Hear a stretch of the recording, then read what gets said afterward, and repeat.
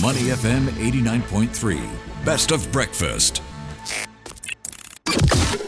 Mind your business. Only on Money FM 89.3. Thanks for joining us on Money FM 89.3. I'm Audrey Seek. Now, on today's Mind Your Business, we're talking about navigating the global supply chain, which is under quite a lot of pressure these days. We've got semiconductor shortages, shifting trade policies, climate disasters, cybersecurity risks. And for companies in Asia Pacific, it's not just about staying efficient, it's about survival. Now, APAC is the world's manufacturing powerhouse, producing nearly half of global goods. So the big question is, how can businesses future-proof their supply chains against all of these disruptions? Our next guest believes Industry 5.0 could be the answer. It's all about blending human expertise with AI-driven logistics and sustainable manufacturing to build resilient and agile supply chains. So to unpack all of this, we're happy to welcome Dennis Mark to the show. He's the CEO of the Singapore Manufacturing Federation. Dennis, thanks for joining us. Welcome to the show. Thank you, Audrey. Good morning, and good morning to Money FM listeners. Great to have you on. So let's start with what we've been dealing with these days. You know, we've seen supply chains evolve dramatically in the past few years. Lots going on. There's the ongoing Russia-Ukraine conflict, and now tariff policies from Trump 2.0 also expected to shake things up even more. So what are the biggest trends disrupting supply chains this year? Well, some of the big trends are around the global tension and the supply chain unpredictability. But I must say we are in the better part of the world. We are fortunate to be in Asia, and Asia is playing a larger and larger role in the global economy. So that is undeniable. And in fact, Asia is now the major manufacturing hub, as you mentioned earlier. It is a key driver for global trade. And more importantly, now Asia is the center of innovation.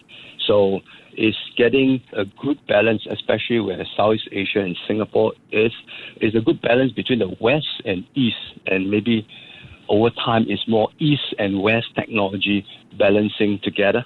So I expect Asia to play a significant role to drive and enable the world manufacturing requirement going forward. Yeah, so APAC, definitely a crucial hub for global supply chains. I know that we're in a pretty good position, but how do you see Trump's trade policies kind of affecting us as well? Well, that is definitely anybody's guess, right? There's $1 million questions. And hence the key thought process these days is to enable the supply chain that's adaptable to different situations, different dynamics, and also to make sure that we are taking the technological advancement to our advantage and plan for the near term and at the same time the future. So I must say the businesses are managing the complexity and unpredictability with more a multi-pronged approach, right? Diversity is key, right? It's paramount now. And diversity is not about alternative sourcing location, but importantly, even the advantage of Asia is to build regional hubs to reduce the reliance on single point of failure. So obviously, the other challenge ahead of us will be this globalization uncertainty. So much more resilient and adaptable supply chain would come into play to mitigate some of this logistical or politically influenced situation. Yeah. Climate change, I must say, is no longer a distant threat. It's actually hitting us right front and center. So hence, among these changes, adapting sustainable manufacturing practices and also ensure that we are ahead in terms of the emission reduction target will be critical for us to consider. Yeah, I think that's a great point because businesses are not just dealing with trade tensions, we're also tackling climate change, and more companies are turning to flexible and sustainable supply chains to stay ahead of this. How are APAC manufacturers adapting to these challenges? Do you have any examples of Industry 5.0 in action on this front? Oh, absolutely. So the Industry 5.0 is emphasizing on human aspect, right? It's fundamentally reimagining how human and machines working together. The key word here will be collaboration. And hence, we believe Industry 5.0 will empower workers with more intelligent tools and data so that they can drive insights for their decision making, optimizing the processes and also drive innovation. And all this will be key components in ensuring a more sustainable and more predictable supply chain output. And the use of AI could help us to assess the risk involved. If we take into the supply chain example, AI data analytics can help us to predict some of this unpredictable situation, right? A bit contradicting there, but a lot of situation, the big data could help us to analyze and look at different options so that we can future-proof our decision and make sure that our decision is right given the data and bigger sets of data to help us to be more accurate in how we're projecting forward. So let's just take a step back for our listeners who may not be too familiar. Industry 5.0, we're talking human-machine collaboration, AI-driven logistics, and sustainability becoming the new norm. So it's not just another buzzword. Are you able to break down very quickly the core pillars of Industry 5.0 and how it's transforming manufacturing? Yeah, absolutely. So for Industry 5.0, it is about automation. Industry 4.0, where the emphasis has been on, but the equation is to add on with sustainability requirement and also the human-centric technology. So these are the three key components of Industry 5.0. And hence, for us, the operator, the user, are moving away from the repetitive manual stuff.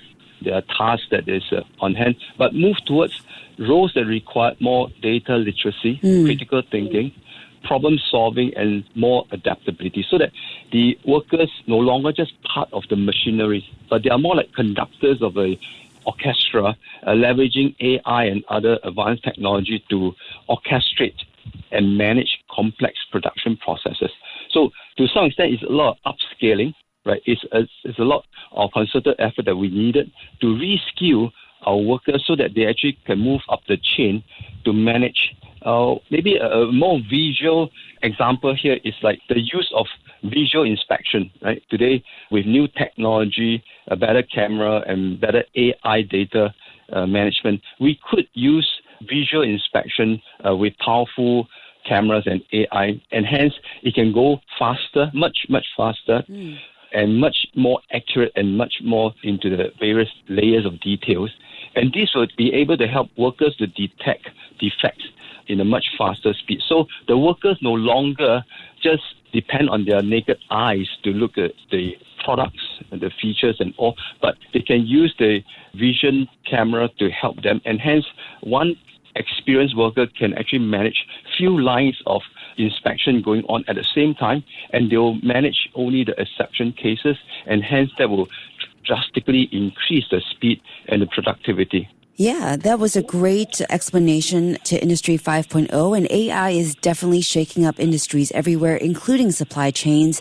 Some say it boosts efficiency and resilience, like to your point, but others also worry about cost and reliability. So are you able to compare the pros and cons of AI in supply chains? Definitely. I think we are in, to some extent, the early stages of leveraging AI. So in the manufacturing world, we also talk about the narrow AI, where it's very task-based, leveraging the data in-house to manage and orchestrate some of this efficiency improvement and all, and it's very task-based.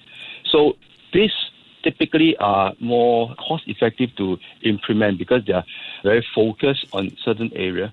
But there are also some larger tasks, for example, the supply chain projections and managing a large component, let's say, for example, a notebook production will, or EV, electronic vehicle these days, will involve hundreds and thousands of components, and how to predict and plan your supply chain for your manufacturing processes so that all the components come just in time and all. So that requires huge amount of data, huge amount of connectivity to the supply chain and all.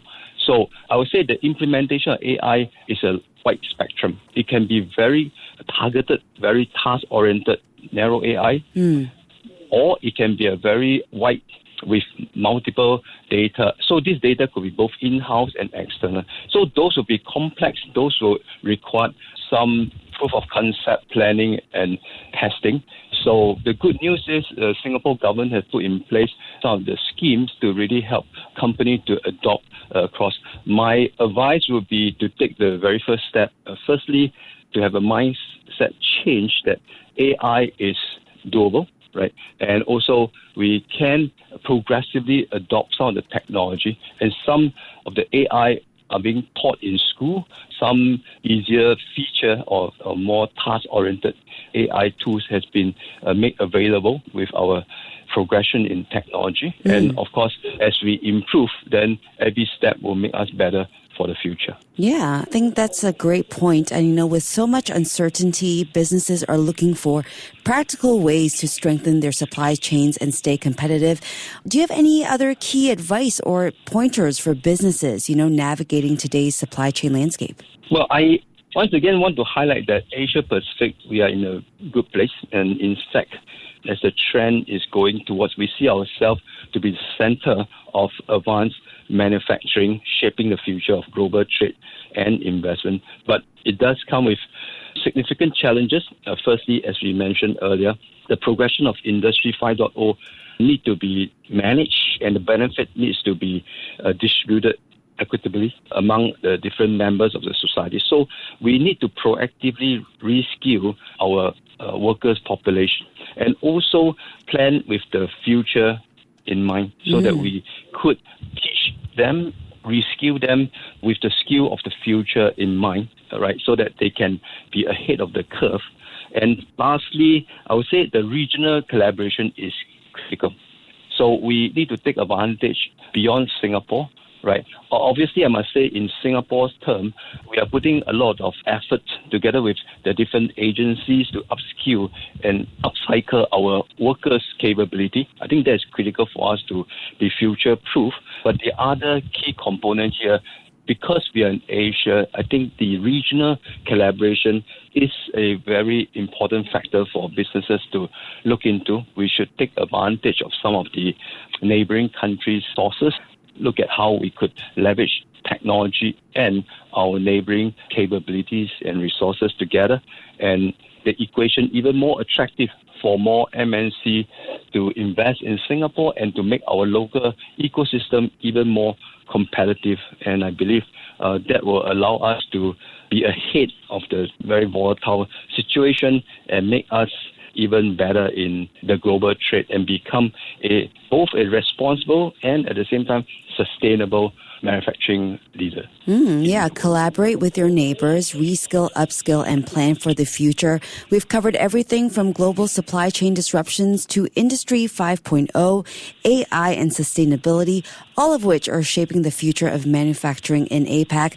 Dennis, thanks so much for your time and insights this morning. Really appreciate you joining us. Pleasure is mine, and ray of sunshine is coming in, so the future is brighter for us. Yes, I hope so. Have a great weekend ahead. Thank you. You too. That was Dennis Mark, CEO of Singapore Manufacturing Federation. Stay right here on Money FM 89.3. To listen to more great interviews, download our podcasts at audio.sg or download the audio app. That's AWEDIO, audio at the App Store and Google Play.